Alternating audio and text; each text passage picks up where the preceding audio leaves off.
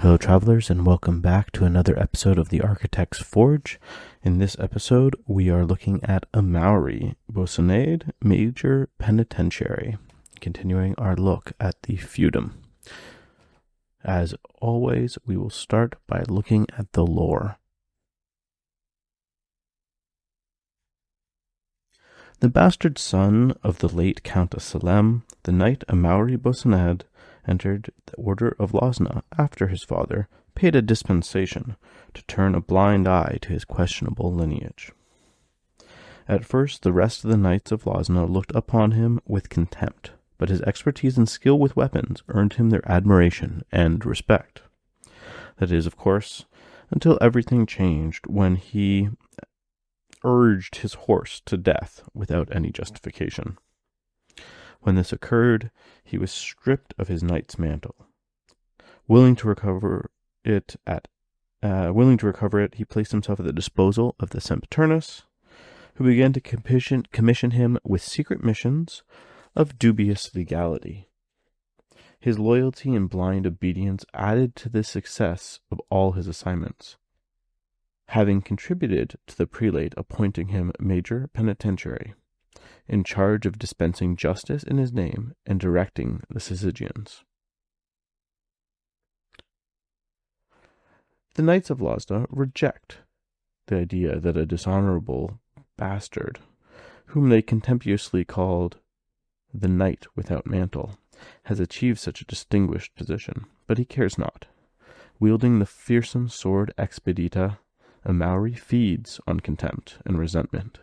He will do whatever it takes to obtain his mantle and take back the legacy that belongs to him, even if he has to rip it from the cunning hands of the Countess Genevieve herself.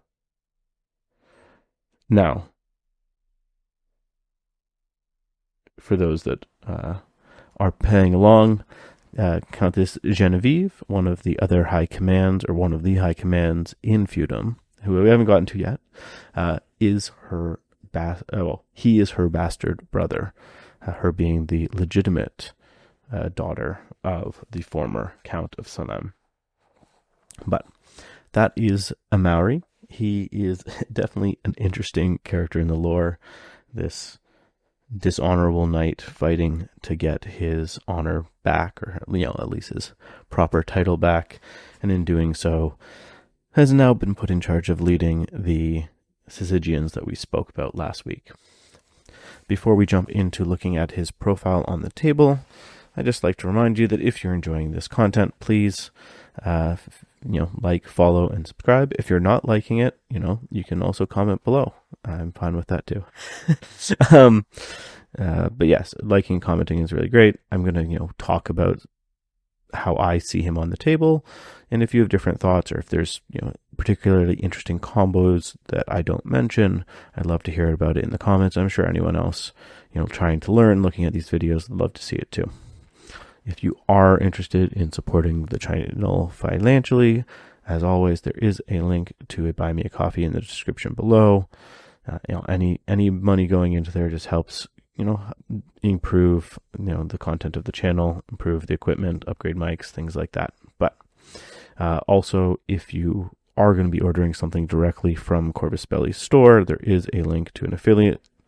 There is an affiliate link in the description below that also would help support the channel.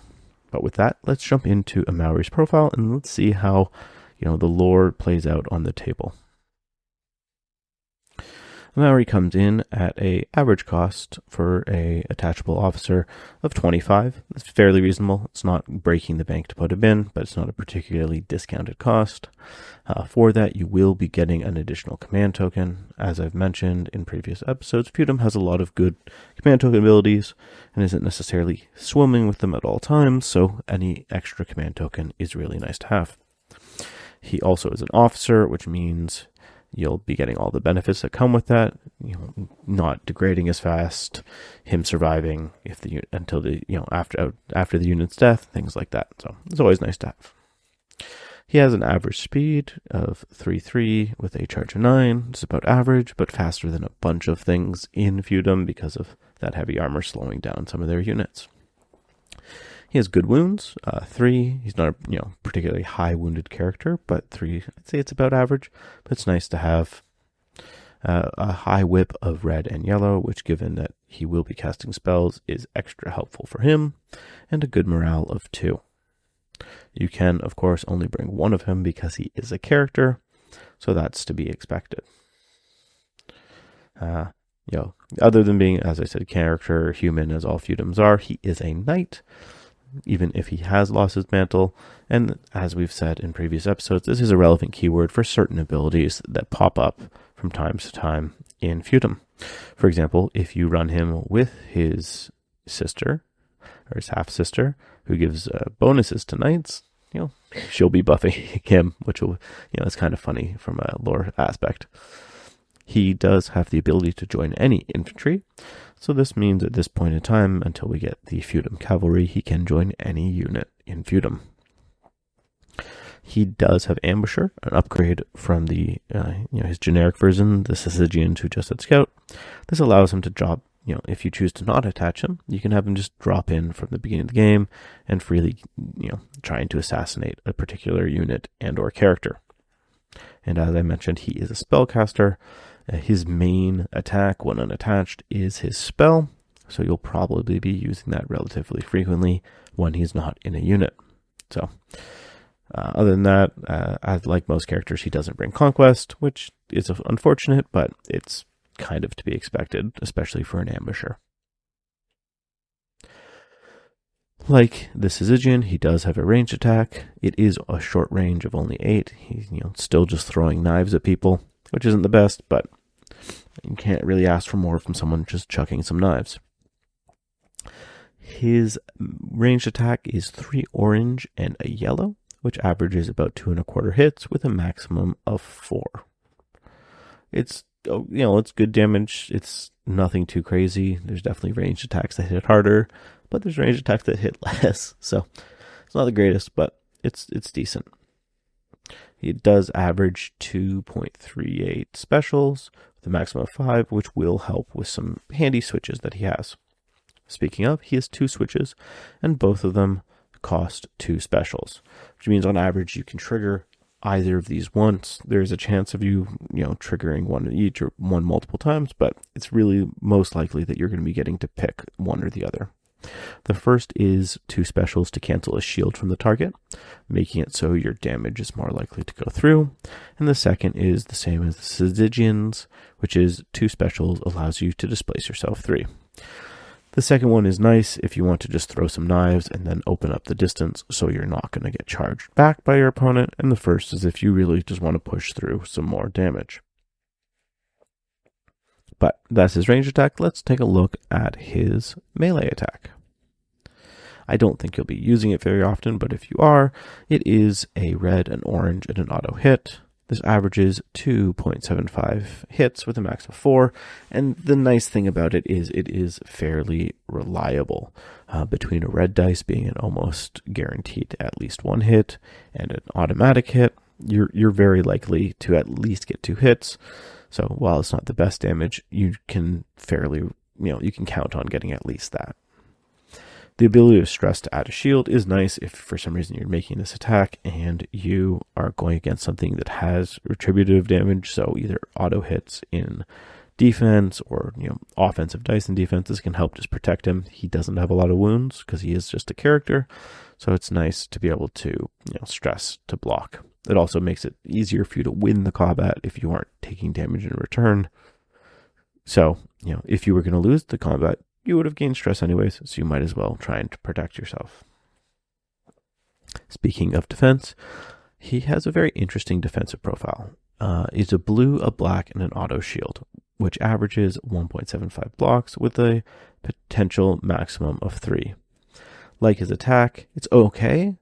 It's an okay defense, but it's consistent thanks to the auto shield.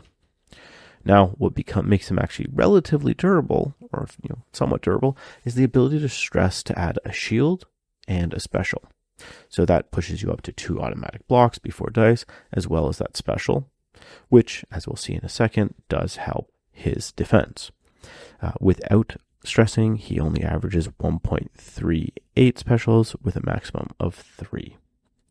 And the reason I say that special helps further boost his defense is he has a switch that is two specials will cancel a hit. Now, you're not likely to get it with a 1.38 average dice, but if you stress, now you are likely to get it. So in some ways, you can almost think of it as stressing will get you, assuming you can use switches, stressing will get you 2 blocks. So essentially, if you're willing to stress, on average, you're getting 3, you're likely getting at least 3 blocks, which is a good chance of blocking, all, if not most, of the damage coming into him. So it is actually, I'd say, deceptively tanky. If you're running him something like Genevieve, like we talked about before, well, now as a knight, he'll get to re-roll both of his dice. And now, despite only being 3 wounds and only having a blue, black, and a shield, when stressing, he's actually, I'd say, fairly survivable. Moving into what makes him exciting, and that is his abilities. We'll first look at Expedita, as we talked about in the lore section. That is the name of his sword, and this is his magical attack. So, what it is it will cost you a full action. You will target an enemy unit within 11 strides. You will then place yourself 11 strides, engaged into combat with the target, and you will attack using 1 red and 2 orange dice, which doesn't sound like particularly high, but like some of the scions we've talked about in the past, your target will need 2 blocks in order to cancel each of your hits. So that means that any hits you get on those 3 dice are much more likely to actually transfer and turn into damage. Additionally, you can augment it for 1 black die and add a single hit.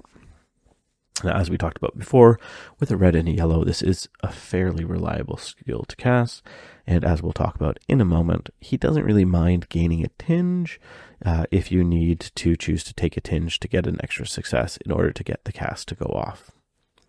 Now, it's pretty nice. You get both a place and an attack, so we're getting movement and an attack. It's almost like a magical charge, but in some ways better because a place is better than a charge. You can go anywhere within it. You can go over other units and things like that.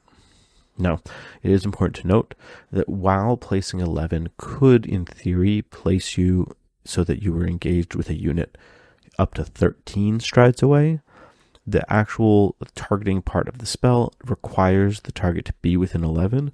So while you can place yourself, so that the furthest part of you could be touching something 13 strides away, the actual enemy will need to be 11 strides away before you cast the spell.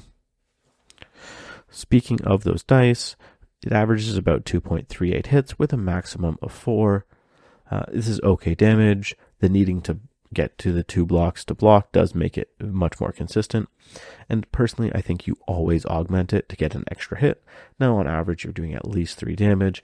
Realistically, most enemies may get 2 blocks, so you're probably only blocking 1. Getting to 4 blocks is, I'd say, fairly rare. So most likely, he's probably putting through at least 2 damage if you do the augment, which I think is what you really want. Assassination, big jumping out spells like this are particularly good at hunting down characters who are usually 2 or 3 wounds. There's occasional 4 wound one, but he's probably picking on the weaker guys. So you're probably going after an enemy with 2 to 3 wounds. So if you augment, you have a fair chance of killing a lot of them. So I think that's what you're going to want to do with this spell. Moving on to his 2 abilities, he has a passive and a command ability. Look at the passive first. This is the voice. And this triggers at the beginning of his activation if he has at least 1 tinge. Remember before I said he doesn't mind gaining a tinge if needed. So what it will allow you to do, Amaury will either suffer a stress or a damage and then place himself 10. This massively increases the threat range of Expedita. This is not an action, so that means you could use the voice and then Expedita, which in combined allows you to threaten an enemy that is 23 strides away from where he starts. The 10 with the place means the front of you is 12 away, and then the 11 on top of that, which is quite far. The other thing worth noting is The place lets you jump past screening enemies. So, Expedita does require line of sight. It is an ability that says target. So let's say your opponent has some sort of support character behind a line of troops. Well, now the voice allows you to pop yourself to the other side of those troops, and now you can actually see the enemy you want to be targeting with Expedita, and you can attack them with it. His second ability, Scorn and Resentment, which is a command ability, works hand in hand with the voice. So this will also trigger at the beginning of Amaury's activation, which means you can choose the order in which these trigger. And helpfully, Scorn and Resentment gives Amaury a tinge, so he'll gain the tinge, which he can then use to allow him to trigger the voice. And if he takes this tinge until the end of that activation, he can fix 1 die from his roll. So this means, as I said, you can power the voice essentially for free. Well, 1 command token, so Amaury can just either appear from ambush, or he can leave a unit is more likely. I'd have to double check. I believe he might not be able to do off of ambush because he starts his activation off the field, but you can still do things like this. So either way, he's gaining the tinge. You can essentially say, okay, starting his Amaury's activating, place him or leave the unit. I'm going to spend a command token. I gain a tinge. I'm now going to get to fix 1 die from all my rolls for the rest of this activation. And also, since I have a tinge now, I'm going to use the voice to place some 10. This also helps you make the damage on your Expedita that much more consistent. It means that you can fix a die roll, guaranteeing yourself 3 hits if you're doing the augment, because you can just set the red to an auto hit. Now, mathematically, I'd have to double check. The math is pretty hard about whether, an orange is less likely than a red to get at least 1 hit, but getting 2 hits off the red is probably your best bet. The odds of getting 2 on the red is lower than getting a hit on the orange. So mathematically your best bet, I believe, is to set the red to an auto, set the red to 2 hits, and then have the oranges rolled to see if you can get any additional hits. But together, these 3 abilities allow him to be very good at just jumping out of a unit, or jumping in, jumping past the enemy, and just assassinating a key enemy support character, or character that's just unattached, casters or what have you. So that is Amaury in his unattached form. Let's take a look at him when he's attached. And attached, he actually brings quite a bit. He brings not 1 but 2 extra morale, which means he's drastically increasing the number of times a unit can activate, often doubling, if not more than doubling, how many times they can stress to activate, also keeping them further from demoralizing and running. Additionally, in melee, he brings an auto hit, just straight boost to damage, no dice rolls needed. And on top of that, he has the ability to have your unit stress to add a hit and a block. This both further increases the damage, and with 2 morale, him bringing 2 morale, it's easy for your opponent to spend stress. So now he'd be giving them 2 additional hits, which is a big consistent boost to damage, as well as adding some protection with that auto block against people that do damage when you attack them. In terms of defense, he adds a automatic special, which he doesn't bring a switch on his own, but if you are one of the many Feudom units that have a defensive switch, he helps you turn it on, so always handy. And once again, he is able to stress to add both a hit and a block, which both increases damage. It's always handy to be able to do some damage when you're being attacked, and at the same time also increasing their defense, which is quite good. Additionally, he brings Conquest, and hey, everyone always loves Conquest. What do we say? Scoring objectives is how you win games, so anything that helps boost your Conquest is always nice. When he's attached, he has a single ability. It is a passive ability called Bastard, and this triggers at the end of each round. And what it does is during the no one is left behind step, your unit has to take a willpower test. If it fails the willpower test, you have a choice. Either Amaury, is get kicked out of the unit by the other members of the unit who don't like him As we said in the lore, he's not very liked. Or the unit needs to suffer a stress. So you have a choice. So if you do fail, first you have to make a test. You very well might pass the test. If you fail it, you have the choice then of kicking him out or just suffering a stress. So it's kind of a downside to compensate for the powerful buffs that he brings. It is worth noting you are never forced to have him leave the unit, because the step of the end of round where you reduce stress happens before the no one is left behind step. So your unit will, even if it was at cap, will have reduced their stress by 1 and made it so they aren't needing to kick him out. Additionally, as I said, he brings 2 morale, which really helps compensate for, even if you do have to take a stress to keep him in your unit, he's kind of compensating for that with the 2 morale that he's bringing. And if you are really concerned about this, put him in a high morale unit, something that has, 2 orange or an orange and a yellow willpower, and really the odds of him being kicked out, you only need 1 success, is pretty low.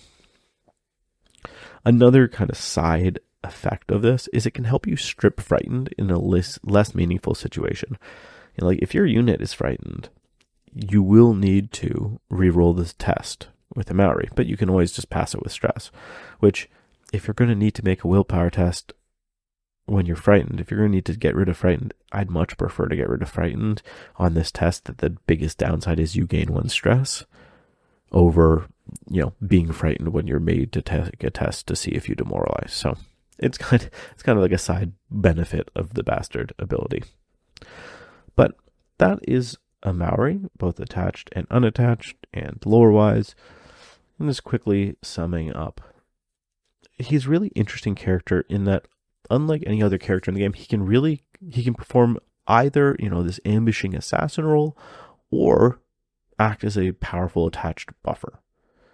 And this flexibility of being able to do both roles allows you to make the decision of what you need more at deployment. When it comes to you're deploying your troops, you can decide at that point, am I going to attach him to a unit that I want him to buff, or do I want to hold him, back in ambush, ready to jump out and try and assassinate something? Now, part of the trade-off is, he does have very powerful attached bonuses, so there is a strong incentive to have him on the field, even if it does mean your opponent knows about him.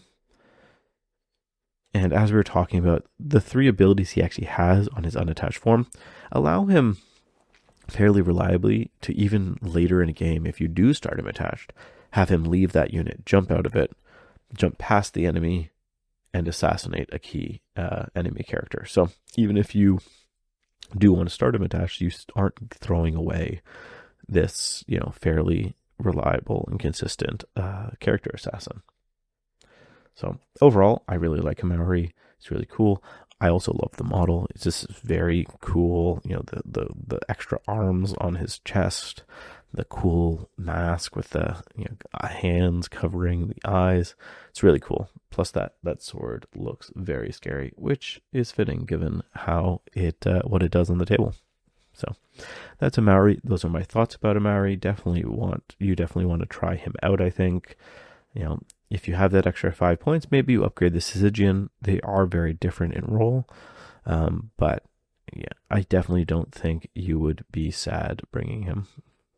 But those are my thoughts. I'd love to hear what your thoughts are in the comments below. We will be coming back next week with Morgaine, followed by Verena, and then we will be looking at moving on to our next faction to look at in the Architect's Forge. As I've said, we are first going through kind of like the base action pack you could almost think of for each, and then we'll start jumping around doing specific extra units. If there's particular units, though, that you're interested in seeing, I'd love to hear it in the comments. I'm always taking feedback and all that. But with that, I hope you enjoyed this episode of the Architect's Forge, and may the dice be ever in your favor.